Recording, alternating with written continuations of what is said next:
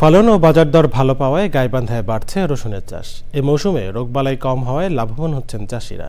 গাইবান্ধা থেকে ফারুক হোসেনের তথ্য, ভিডিওচিত্রে মাসুর শাকিলের রিপোর্ট। বান্ডেল থাকলে প্রতি সেনমানিতে টাকা বাঁচবে।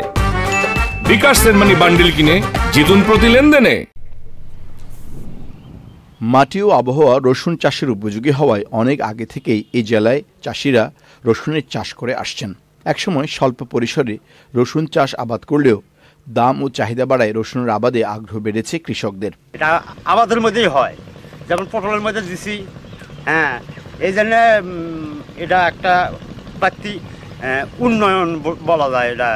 এটা ফসল আছে, মানে ইয়ে আছে, পটল আছে, পটলের ধার দিয়ে পটলের শুলিতে বরাবর 1-9 করে রসুন গাড়া হয়। অগ্রহায়ণে বপন বা ছিটা পদ্ধতিতে রসুন চাষ করলেও ফলন পাওয়া যায় চৈত্র বৈশাখে। রসুন ফসলের রোগবালাই ও পরিচর্যা ব্যয় কম হওয়ায় এর উৎপাদন খরচও কম। রসুনের আবাদ মোটামুটি আল্লাহ রহমত ভালো, কিন্তু রসুন আমরা ঘরে রাখতে পারি, সুগন্ধি জিনিস তো ঘর থাকে, ওই জন্যে আমরা আমাদের লোকসানটা কম হয়। তবে রসুনটা লাভজনক, মানে এই ফলনটা ভালো হয়।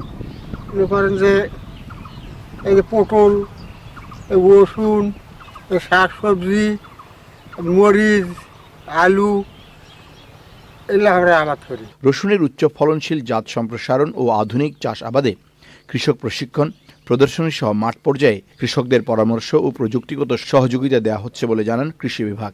দিন দিন রসুনের চাহিদা বৃদ্ধি পাচ্ছে এবং কৃষকরাও আগ্রহ পাচ্ছে। আমরা কৃষকদেরকে পরামর্শ দিচ্ছি এবং রোগবালাই যেহেতু কম হয়, আপনারা চাষাবাদ করলে যেহেতু বাজার মূল্য বেশি, আপনারা বেশি লাভবান হবেন। জেলায় এবছর 255 হেক্টর জমিতে রসুনের আবাদ হয়েছে। হেক্টর প্রতি যার গড় ফলন ধরা হয়েছে 8.5 metric ton. National desk, channel I.